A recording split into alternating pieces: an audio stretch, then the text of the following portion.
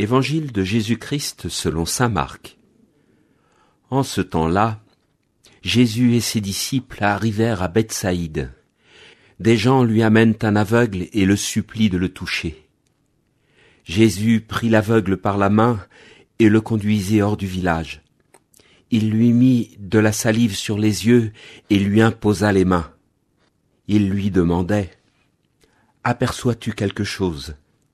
Levant les yeux, l'homme disait « J'aperçois les gens, ils ressemblent à des arbres que je vois marcher. » Puis Jésus, de nouveau, imposa les mains sur les yeux de l'homme. Celui-ci se mit à voir normalement. Il se trouva guéri. Et il distinguait tout avec netteté.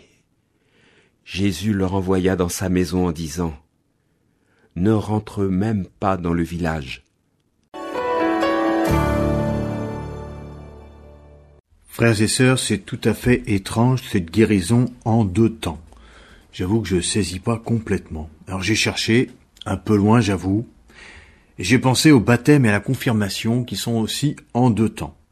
Avec ces 2 sacrements, on reçoit l'Esprit Saint. Au baptême, on le reçoit une première fois, et à la confirmation, on le reçoit une seconde fois. Et à chaque fois, on reçoit totalement l'Esprit Saint. Et pourtant, il y a 2 sacrements. Alors par ailleurs, au baptême, il y a le rite facultatif de l'Ephata, ouvre-toi, où le célébrant fait une petite croix sur les yeux du baptisé pour qu'il puisse voir les merveilles de Dieu. Alors j'ai pensé aussi, plus simplement, à la manière dont le Seigneur nous accompagne tout au long du chemin de notre existence. Lors d'une retraite, par exemple à l'écart, il touche notre cœur et nous ouvre doucement les yeux. Il nous guérit. Mais il arrive souvent qu'à un autre moment, à une autre retraite par exemple, il nous guérisse encore, plus profondément ou ailleurs. Et ainsi de suite à chaque retraite. Le Seigneur ne nous conduit pas immédiatement au 7e demeure. Jésus prend soin de cet aveugle, il le guérit doucement.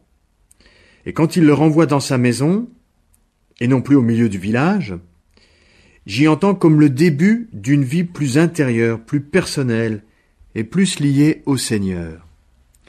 Alors je dirais ainsi pour conclure. Le Seigneur ne fait pas des tours de magie, comme on aimerait bien qu'il en fasse souvent dans notre vie, certes. Il accompagne doucement chacun, il l'extrait de ses soucis quotidiens, hors du village, et, pas à pas, il nous conduit dans sa maison, c'est-à-dire dans le secret de son cœur, où nous pouvons le rencontrer. N'est-ce pas, frères et sœurs, le sens de notre vie? Peu à peu, le Seigneur nous ouvre les yeux sur sa présence. Amen.